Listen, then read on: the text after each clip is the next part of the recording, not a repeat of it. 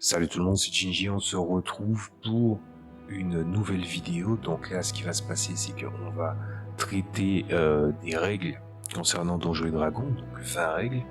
Et du coup, je vais parler de si c'est pertinent, si ça ne l'est pas, quels seraient les différents problèmes que ça va causer.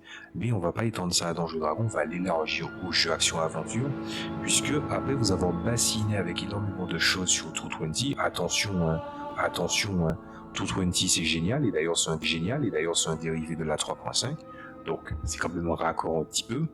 Ah ben du coup on va parler de règles de tabletop RPG, et je vais en profiter pour un petit peu rajouter un petit peu de mon expérience, de mes observations, de certaines idées aussi que j'ai vues, certaines inspirations qui m'ont permis en fait de construire des fois des bonnes constructions pour des tabletops. À savoir que les tabletops RPG, les TTRPG, ben du coup les jeux que que je compte créer en cours de création plutôt, ben je les considère pas vraiment comme des tabletops RPG parce que la spatialisation est quelque chose d'assez chiant dans certains de mes jeux. Voilà. Ou plutôt pas la spatialisation, mais en tout cas la figuration de se déplacer. Pour prendre un exemple qui utilise des règles comme un petit peu la 3.5, Newton Mastermind, c'est extrêmement difficile de faire de la figuration, parce que des figurines de super-héros personnalisées, il n'y en a pas. Ça serait trop chiant. Ensuite, inventer chaque ennemi, truc comme ça serait valable que si il y a des jeux de franchise et d'univers que vous avez déjà, donc c'est assez limité. Et la richesse de Newton Mastermind, c'est justement que il y a des idées qui ressemblent à ce qui a déjà été vu dans le circuit, mais ça s'en écarte énormément. Voilà. Et quand par exemple tu as un speedster, comment tu fais pour comment tu fais pour gérer uniquement avec des cases un personnage qui se déplace très très vite? C'est compliqué. Donc voilà, je vais pouvoir parler de tout ça et on va se lancer tout de suite. Bon, quand même, je vais essayer de faire vite. J'ai fait énormément d'essais. Voilà. Donc je vais vraiment m'arrêter sur les choses qui sont importantes. Ne jamais séparer le groupe, ça c'est le premier. Donc j'ai fait une vidéo qui s'appelle Séparer le groupe est possible à condition que, tout ce que j'ai dit, vous pouvez le voir là-bas. Je mettrai un lien en description. Donc si vous voulez une réponse courte, je dirais, c'est pas tant les jeux qui ne le permettent pas, c'est la mentalité des joueurs qui viennent tout gâcher. Je n'irai pas plus loin que ça. Deuxième conseil, le DM est un dieu et le DM a toujours raison. Alors ça mérite une explication. Ça, c'est une explication de société dans le monde du jeu de rôle, où en fait, il y a quelques décennies de ça, les maîtres de jeu étaient les seuls à avoir le livre de règles. Cependant, un petit peu comme le gamin de la cité qui possède un vrai ballon de football et pas un morceau de tissu transformé en boule, ben lui, il va vouloir quand même avoir un minimum d'interaction et de maintien sur ce qu'il a sur son ballon. Si il est dans une équipe qui va perdre, reprendre le ballon et se casser, c'est une excentricité qui peut se permettre. Si il voit qu'il n'a pas trop de possession du ballon parce que les autres sont meilleurs que lui, il prendra le ballon et il va se casser. Voilà. Et ben, du coup, je pense que le maître de jeu à une époque c'était comme ça. Pourquoi maintenant les gens ont un comportement vraiment des fois exécrable de nos jours avec les joueurs ou avec les maîtres de jeu? Je pense que c'est en partie à cause de ça.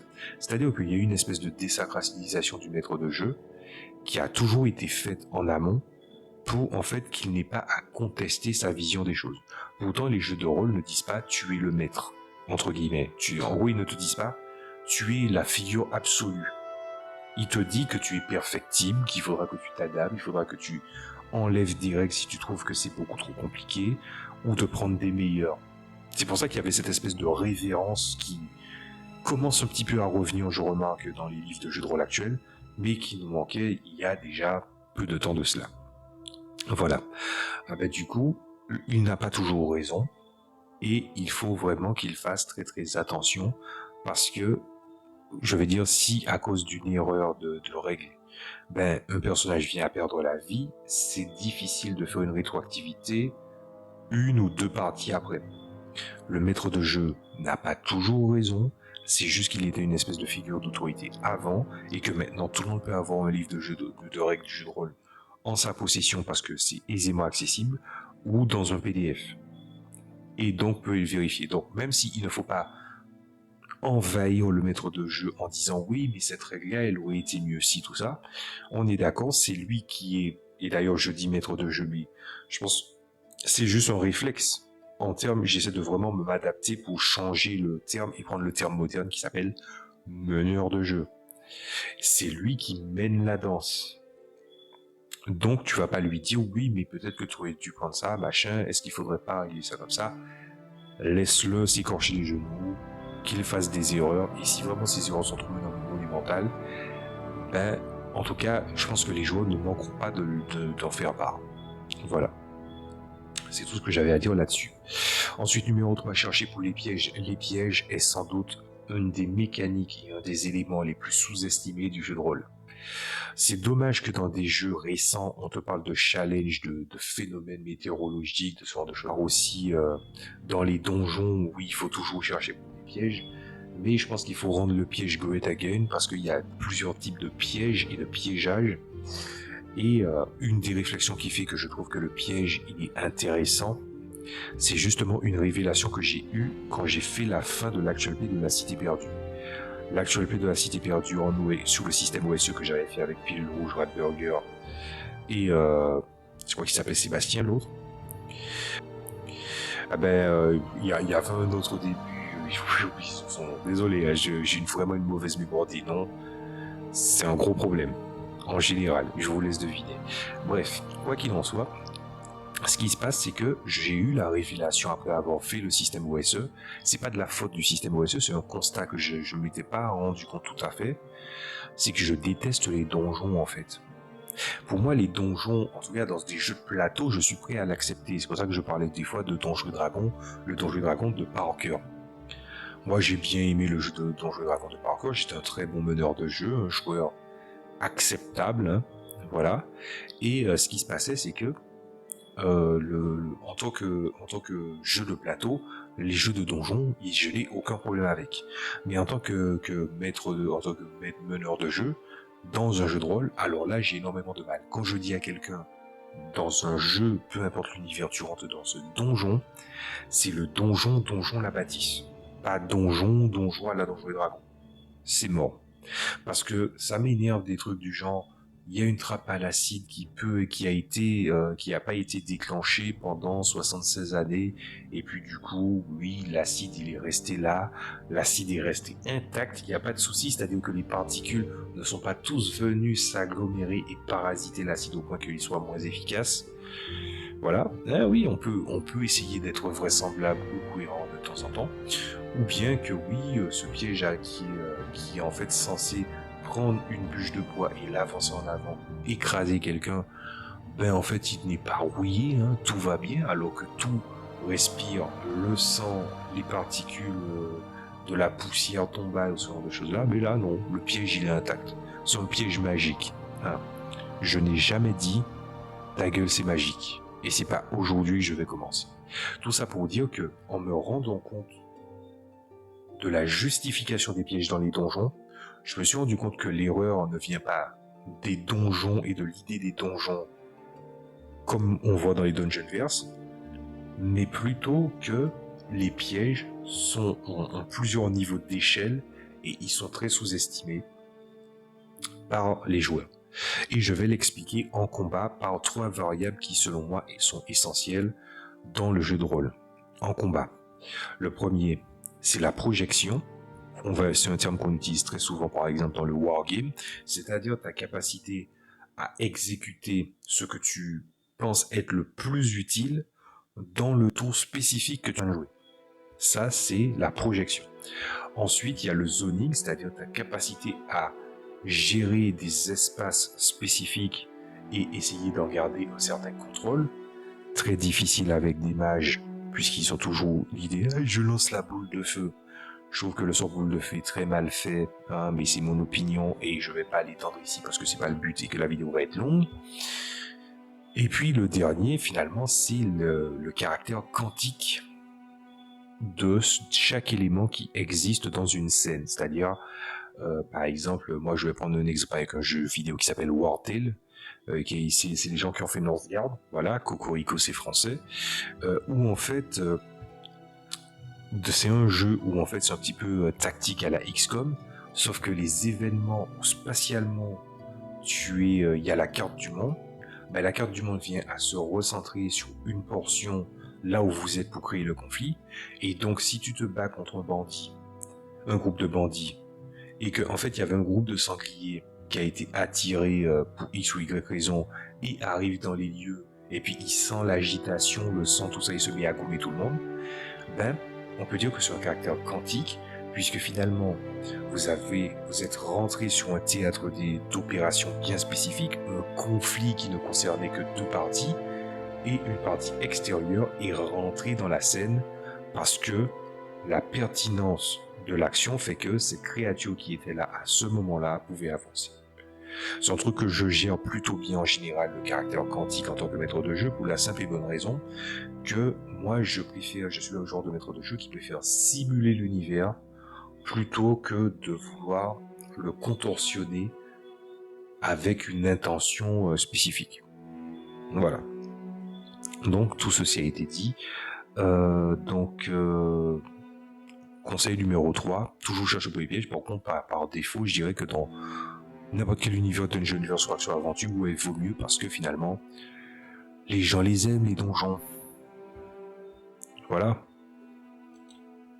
Conseil numéro 4, donc du coup, si le maître de jeu demande est-ce que tu es sûr, ne fais pas la chose. Alors là, je suis pas du tout d'accord. Alors ça peut dépendre ça dépend de la mentalité du maître de jeu que tu as en face. Si tu as un meneur de jeu en face, ou un maître de jeu, appelle ça comme tu veux, je pense que comme son but, ça sera quand même pas spécialement de simuler l'univers, mais en tout cas de clarifier l'intention, ça veut pas dire que tu dois pas faire le truc. Par contre, si tu es face au maître du donjon ou bien un énième maître de jeu, un énième maître du donjon qui croit qu'il est un hardcore gamer et qui fait des jeux pour les hardcore gamers parce que en fait il faut que ce soit difficile pour que les gens en chient, que si tu quittes c'est parce que t'es mauvais. Voilà, hein, ce genre de naze, hein, on va le dire très clairement. Autant j'en ai déjà parlé, l'équilibrage n'existe pas dans le jeu de rôle au sens libéral, autant il y a quand même un point d'intérêt entre le ratio douleur-plaisir, hein, soyons clairs. Donc tout ceci étant dit, non, ça peut juste être une confirmation pour clarifier les intentions. Donc ce n'est pas tout à fait vrai, on va dire que c'est un 50-50. Pas mal d'interruptions donc. Alors, conseil numéro 5, ou plutôt règle numéro 5. Repose-toi, tu ne sais pas qu'est-ce qui se passe dehors. Moi j'ai un énorme problème avec la façon de traiter les repos dans les tabletop RPG en général. C'est pas les règles le problème, je pense que le problème vient des joueurs et du maître de jeu en général. Alors je vous explique.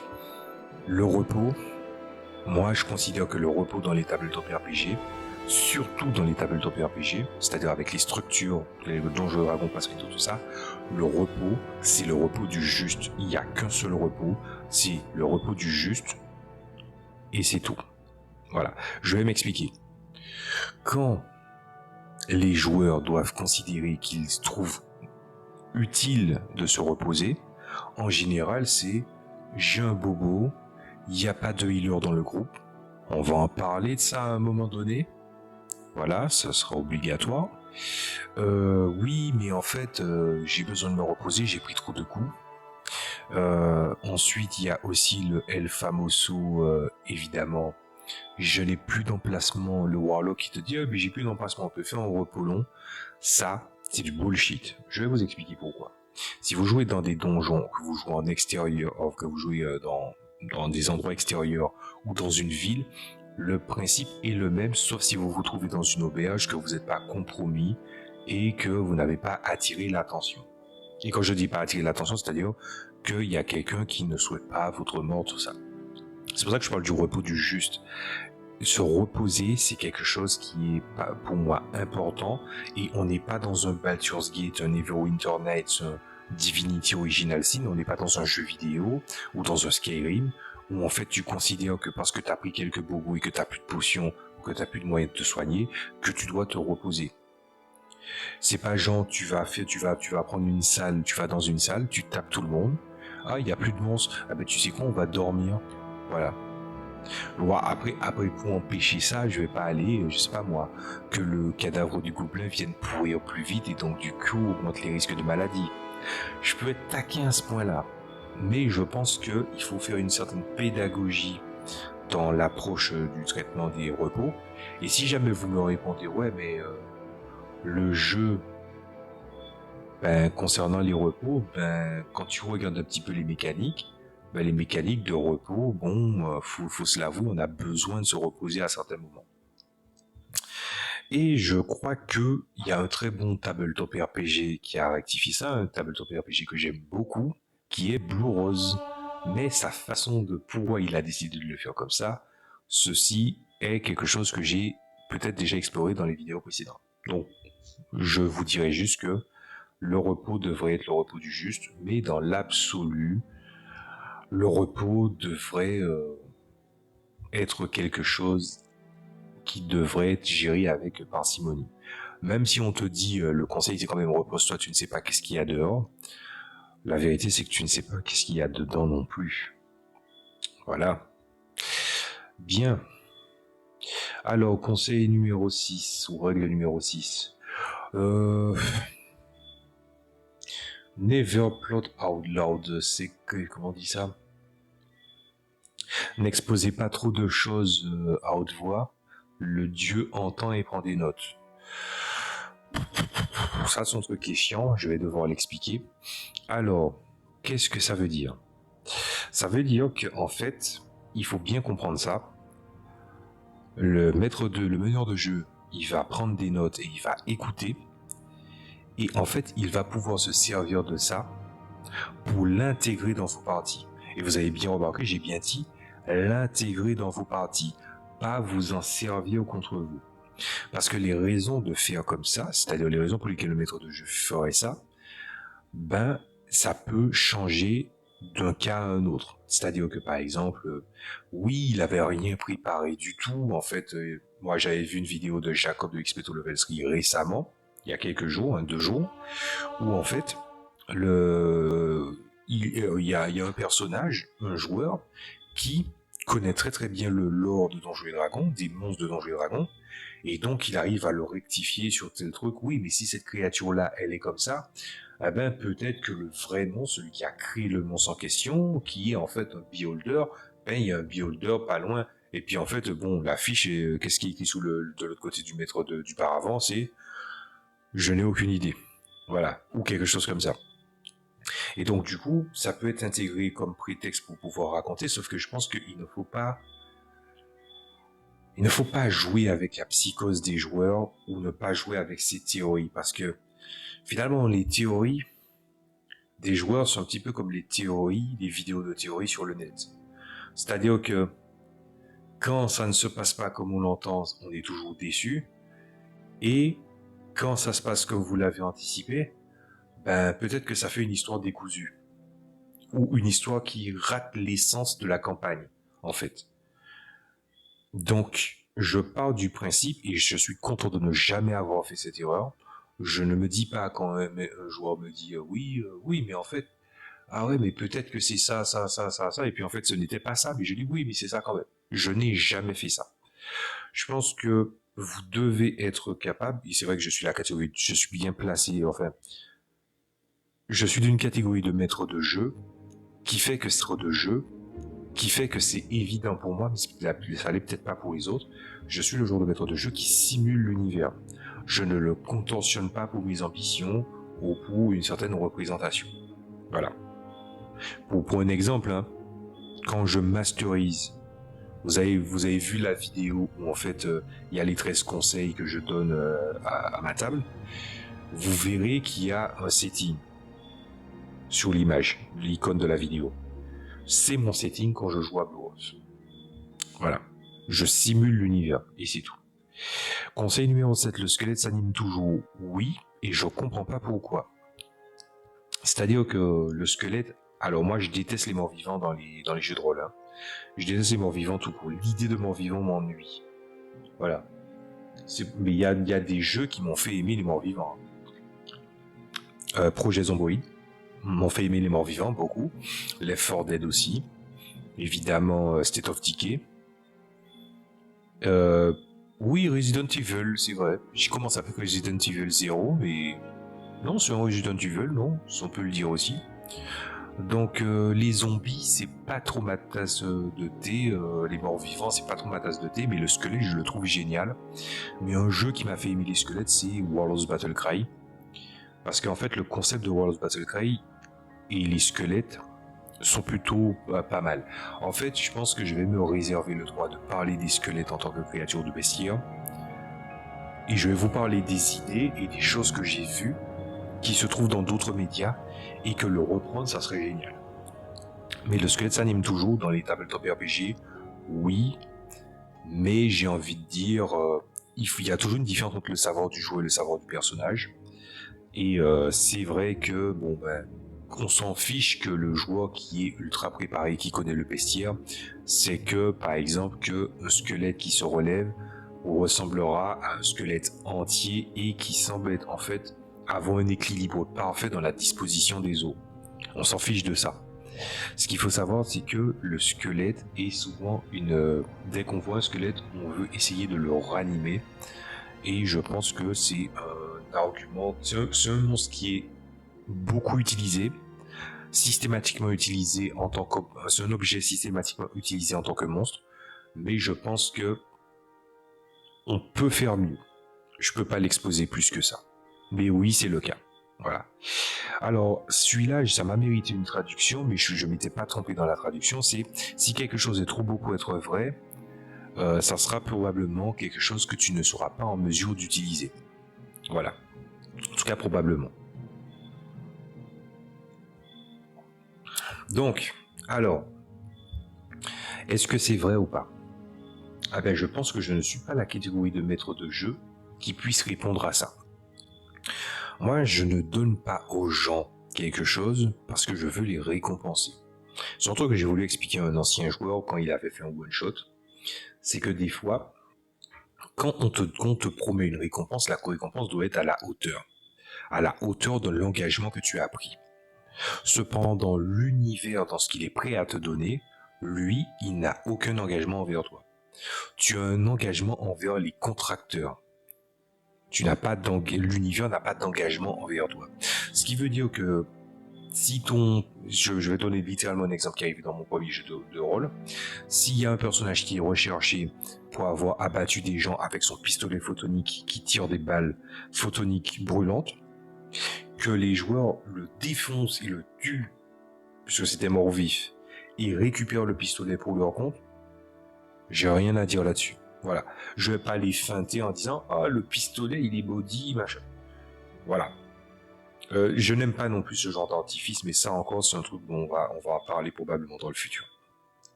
Et puis, il y a aussi le fait que, par exemple, s'il y avait des esclavagistes qui, en fait, c'est un groupe de mercenaires qui avaient pris des gens de village pour essayer de tailler une bâtisse à travers la pierre, dans une montagne, dans une cave, ben, si ils n'ont pas gardé leur butin dans cet endroit, plutôt qu'ils l'ont toujours réinvesti pour ne jamais rien avoir, ben, s'il n'y a rien, il n'y a rien, en fait.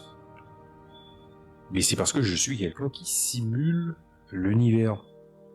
Mais je simule pas l'univers en mode tout est générique, faut lancer des dés, faut lancer des tables. Voilà. D'ailleurs, ce genre de ressources, je ne l'utilise presque jamais, en fait. Voilà. Là, j'ai RPGS 1. J'ai les deux RPGS. J'ai RPGS 1 et RPGS 2. Et du coup, RPGS 1, je n'ai pas encore eu le loisir de l'utiliser ou même de vous en parler. Et ça se fera dans le futur. Numéro 9. Pour l'amour de tout ce qui est sacré, ne va pas dans l'eau ou ne va pas dans la brume. Dans les tabletops, oui, systématiquement. Parce que c'est simple. Une créature que tu verras qui est spectrale, qui est surnaturelle, qui est féerique, et puis tu te dis, Les signes d'apparition, c'est la brume. Le maître de jeu, il voit ça dans le livre du monstre. Il y pensera, il l'utilisera. Les monstres aquatiques, il y en a pas, tu peux pas tout le temps les utiliser. D'ailleurs, ironique n'est-il pas, je dis que j'ai traité True 20 avant, et True 20, l'univers de True 20 de prédilection, le setting qui est proposé, en dehors des mondes d'aventure évidemment, c'est celui de Freeport 10.5 pour le système de True 20, et plus récemment pour fêter les 20 ans de l'univers en 2021 et leur premier gros projet, puisque Freeport est leur premier gros projet, dans la 5e édition. Dans Freeport, je vois, parce que c'est un setting fantasy dans le monde des pirates. Et c'est vraiment un truc qui me plaît, parce que on sent quand même que dans l'esthétique visuelle, je pense qu'on n'était pas encore au point des pirates des Caraïbes ou ce genre de choses-là, mais on sent quand même cette vibe, et je trouve ça génial. C'est juste que je n'ai pas encore eu le temps d'en parler, je vous en ai déjà parlé dans la vidéo finale de True 20. Donc oui, c'est vrai.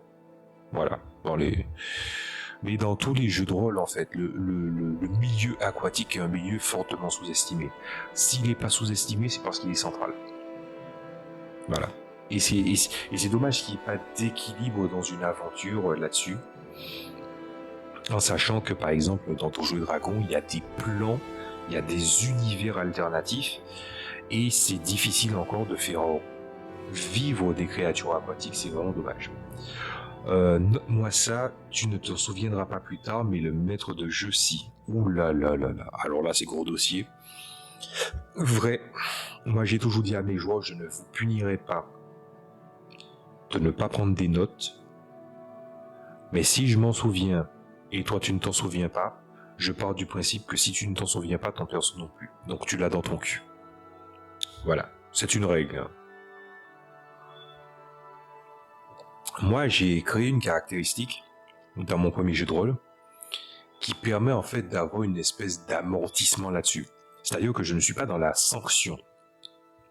Mais il faut avouer que un personnage est toujours plus que la fiche que tu établis pour elle. Et ça peut se passer sous la dramaturgie et l'expression que tu fais, ça peut se faire dans l'histoire que tu écris, ça peut être dans les notes que tu prends, c'est dans énormément de trucs.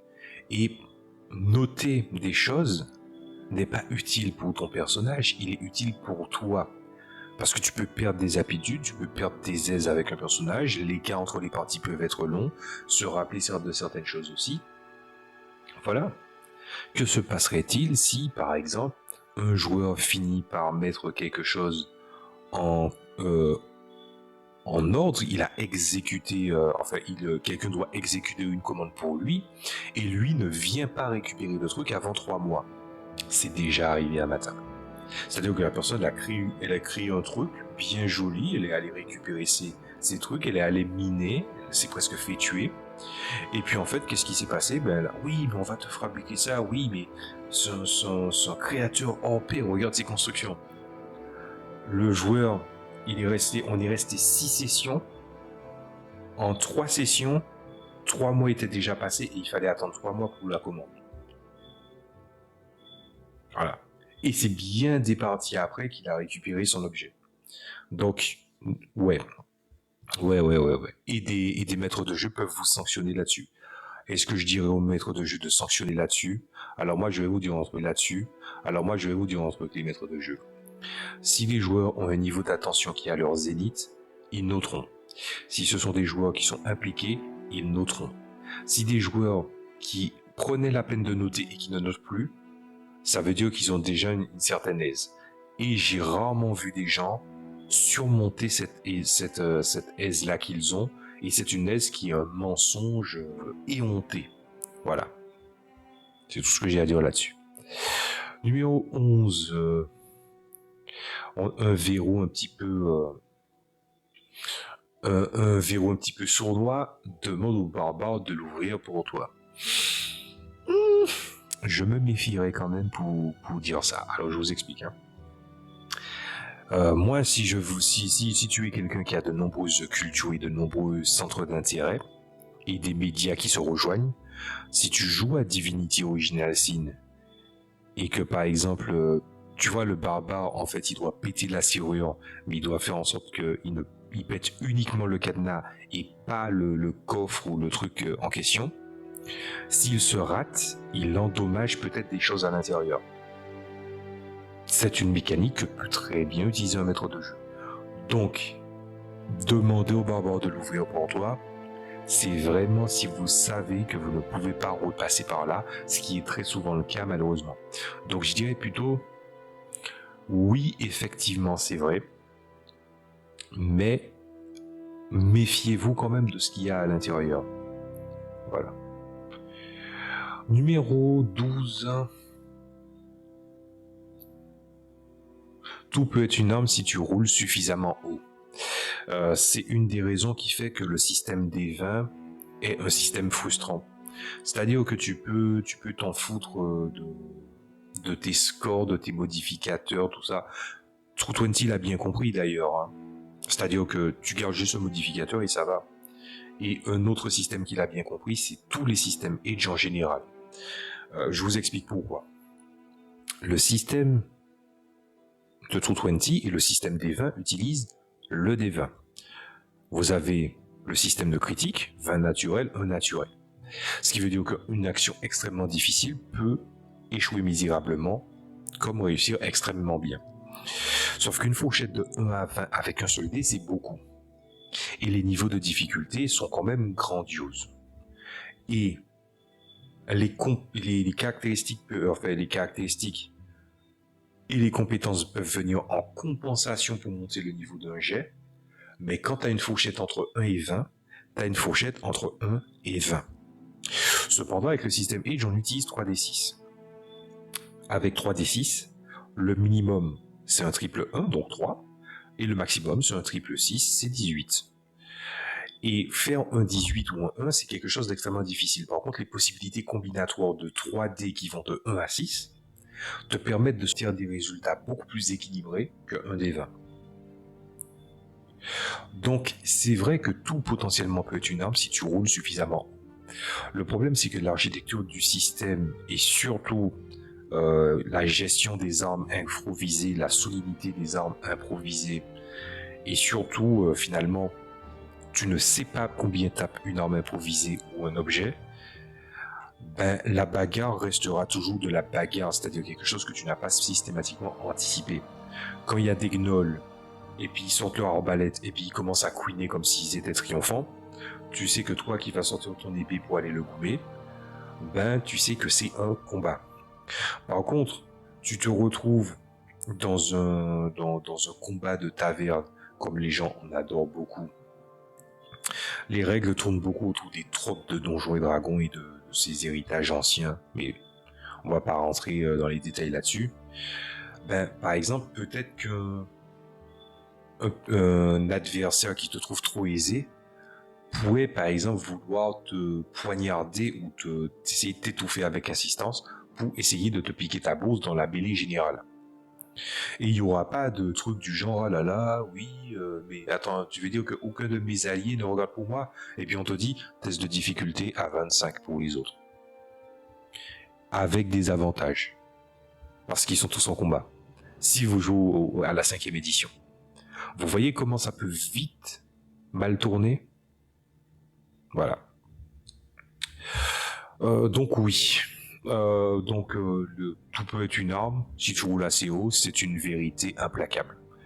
Mais c'est parce que, en fait, on prend en considération une possibilité. On peut dire qu'il y en a bien plus que ça. Soyons honnêtes.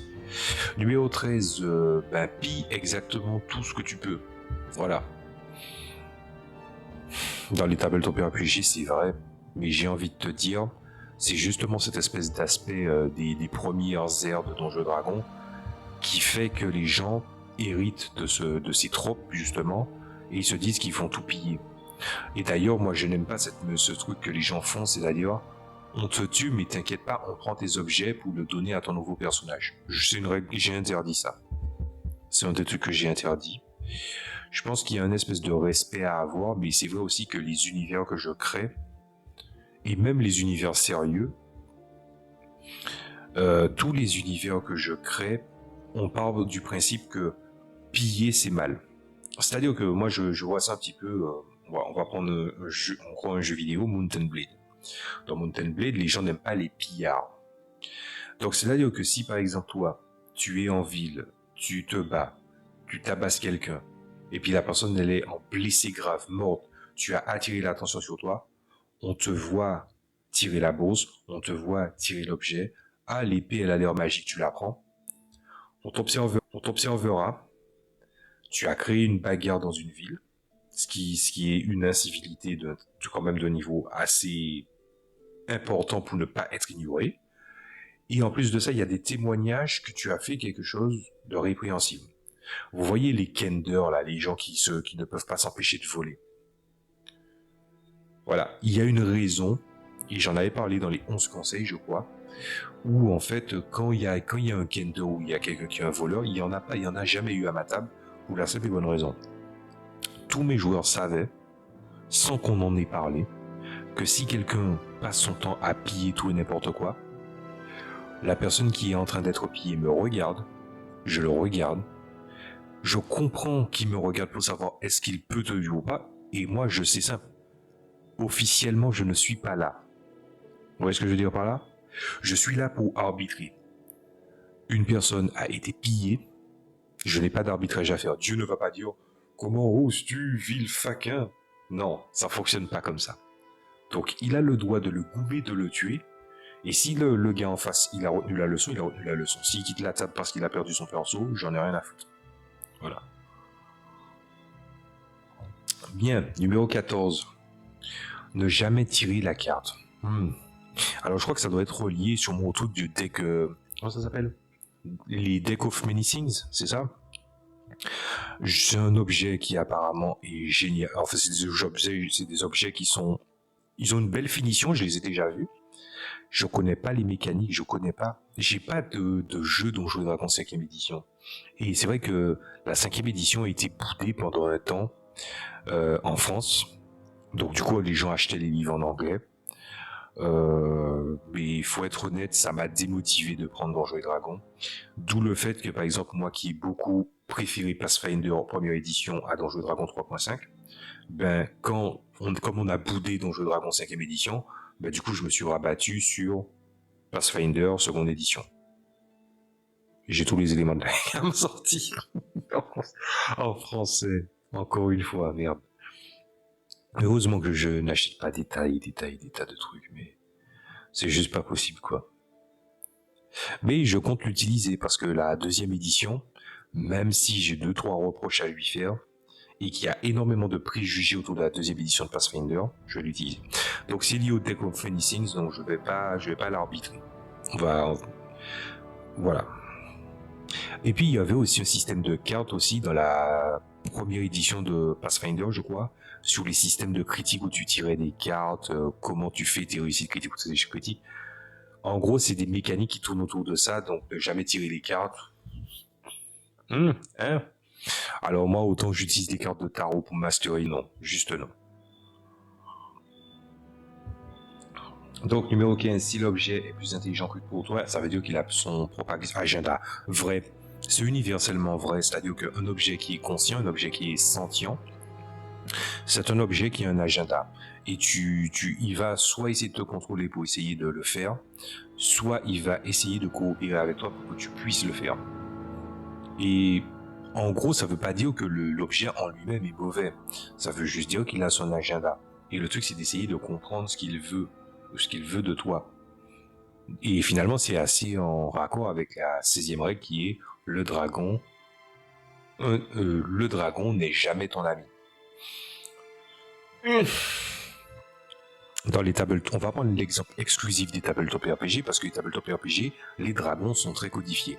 Il y a les dragons colorés qui sont, qu'on les appelle dragons chromatiques. Les dragons chromatiques sont tous mauvais et les dragons métalliques sont tous bons. Alors moi, je vais dire un truc. S'il y a bien un truc que Donjons et Dragons a difficilement rectifiées et soit les gens n'ont pas accepté les rectifications, soit c'est devenu quelque chose de trop flou.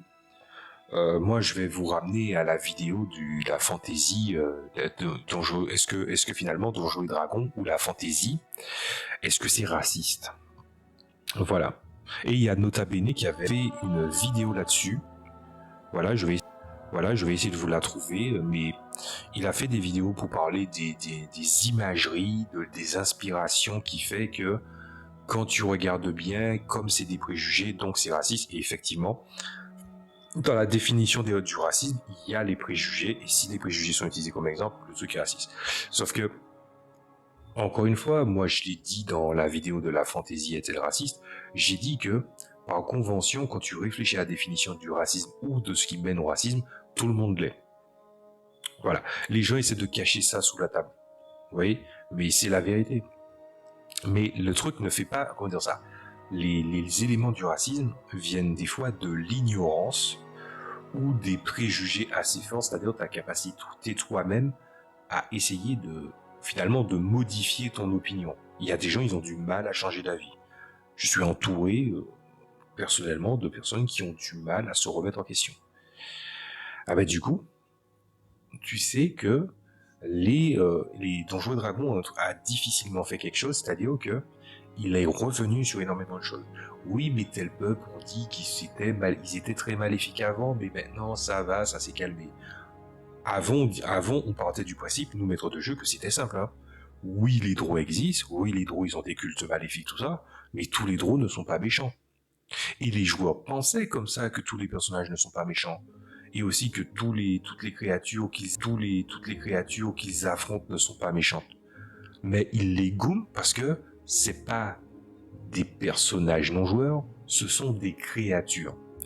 Et je crois que c'est le mot créature qui pose en fait un cadre flou, mais aussi un cadre où en fait on utilise aussi le mot monstre, vous l'avez sûrement remarqué, qui pose le fait que le monstre, c'est quelque chose que tu ne comprends pas et quelque chose qui peut attiser un certain trouble chez toi, de la colère, de la haine, de la méfiance. Et donc du coup, l'idée de tel dragon est de tel truc, oui, mais machin. Après, il y a les systèmes de plans, les plans des différents alignements, les plans de différents éléments, et tout ça vient se bousculer dans l'univers de Donjons Dragons, puisque c'est un univers aux multiples plans.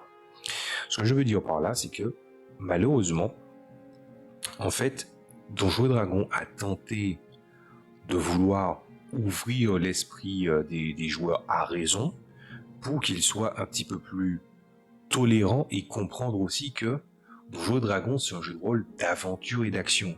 Mais qui dit aventure et action ne veut pas dire au combat. On confond souvent l'action et le combat. C'est pas pareil en fait. C'est différentes formes d'adversité. Donc quand on te dit le dragon n'est jamais ton ami, ben, en fait ça dépend toujours de comment tu regardes le maître de jeu. Est-ce qu'un dragon rouge est forcément mauvais? Ben, de ce que je sais de l'imagerie de Donjons et Dragons, oui, il est considéré comme une menace assez dangereuse.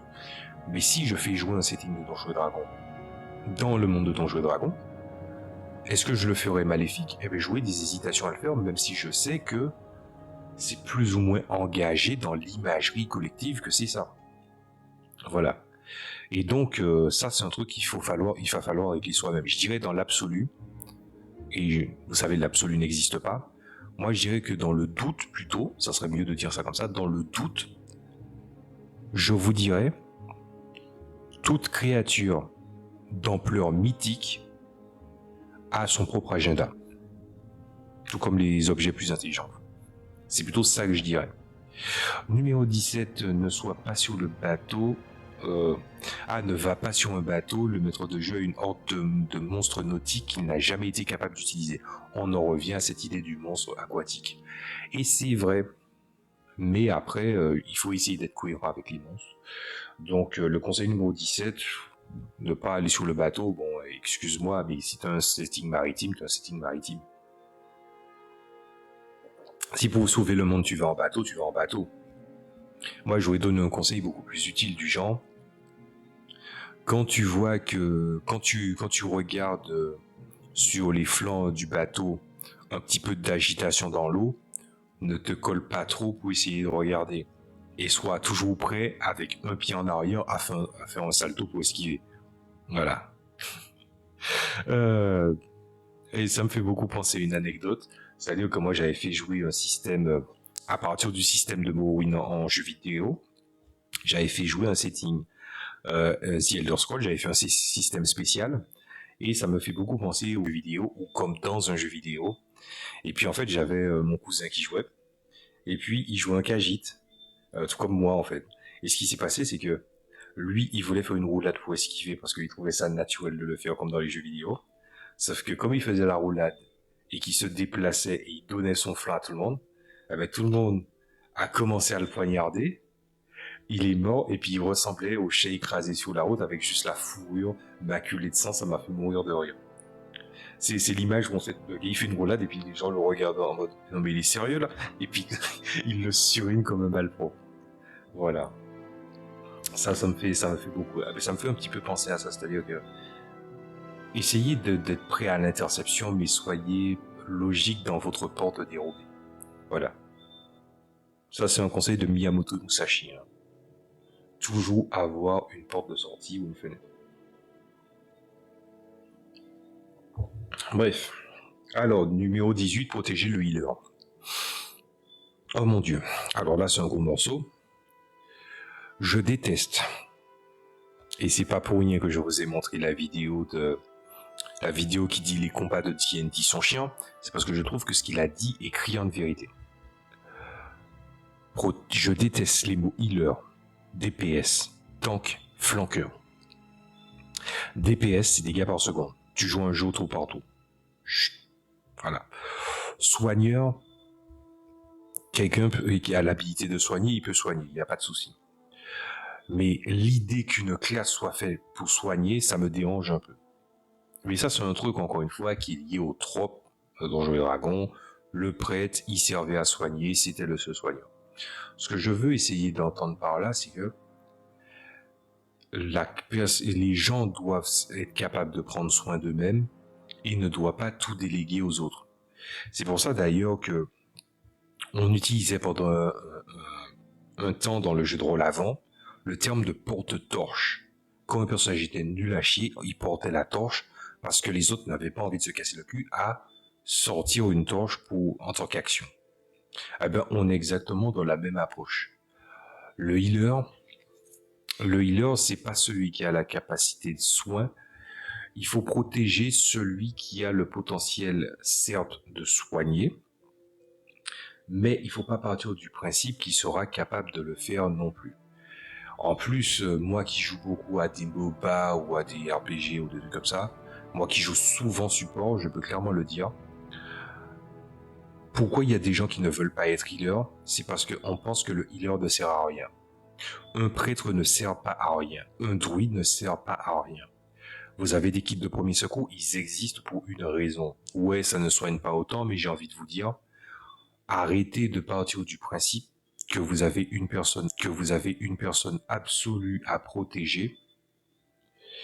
Projetez-vous plutôt sur vos avantages à vous et quel adversaire vaincre. C'est pour ça d'ailleurs que j'aime True20, Blue Rose aussi. C'est-à-dire que tu as le guerrier, spécialiste des arts martiaux, l'expert, le jack of all trades, le spécialiste de la finesse, de la communication, et l'adept, le spécialiste des arts mystiques. Pourquoi je vous parle de ça? Parce qu'aucune classe n'implique spécifiquement qu'elle soit capable de soigner. Mais factuellement, toutes les classes peuvent soigner. Et ça, c'est un truc qu'il faut essayer de réveiller chez les autres. Qu'une personne décide de faire un personnage où en fait son but, oui, mais c'est chiant de se soigner, si elle a pris comme principe que soigner c'était pas pour lui, eh ben à ce moment-là, il va tirer son groupe vers le bas.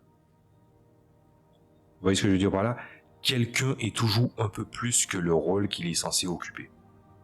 Mais par contre, désigner quelqu'un pour faire la basse besogne, si c'est de la basse besogne, la personne qui s'en charge sera toujours mal considérée. Et pour moi, je considère que le prêtre est une des classes les plus intéressantes des classes de Donjons et Dragons. Sans déconner. Voilà.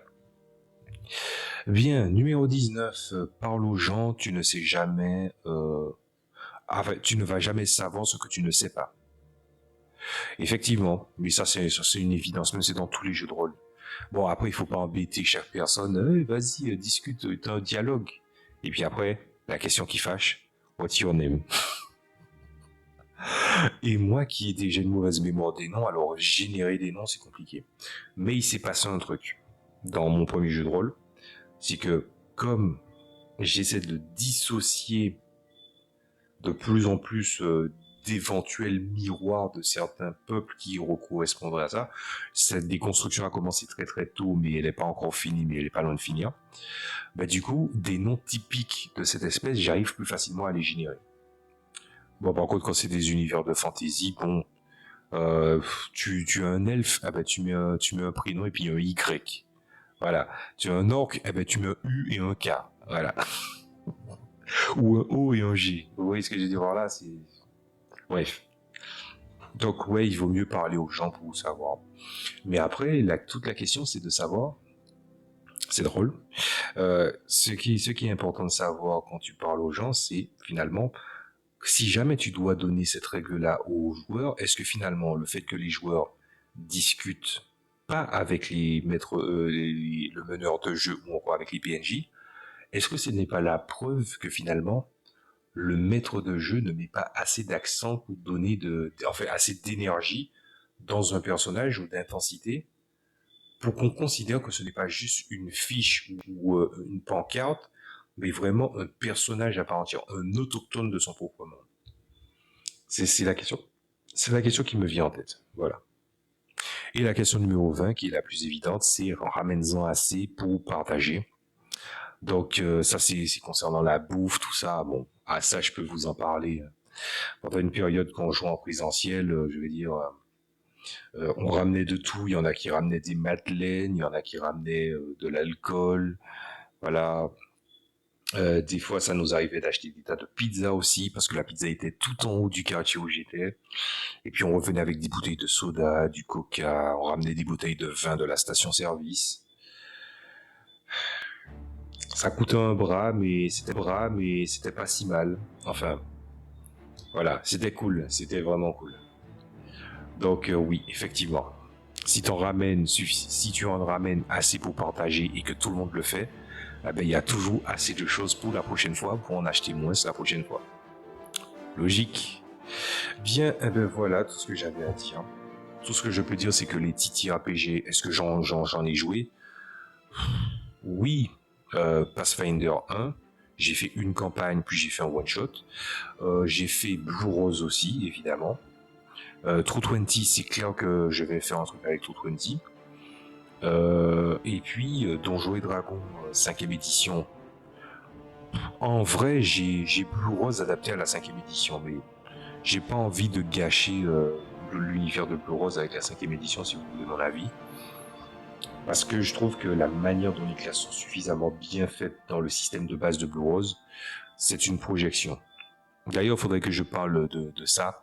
Le fait qu'ils ont proposé les grâces de Blue Rose, et comme beaucoup d'auteurs qui ont peur dans leurs univers de fantasy que leurs créatures soient trop fantasques ou pas assez charismatiques, ils disent, vous savez quoi, on met des elfes, des nains, des hobbits dans un univers qui n'est pas adapté. Voilà, bref, ceci est une autre histoire. Je vous dis à la prochaine fois pour une autre vidéo, en souhaitant que ça vous ait plu. N'oubliez pas que je n'ai pas pu traiter toutes les choses que j'avais à traiter avec ça, et que ça sera probablement fait dans le futur. J'essaie vraiment d'avoir un regard sur ce que je peux produire. Donc je vous dis à la prochaine fois, et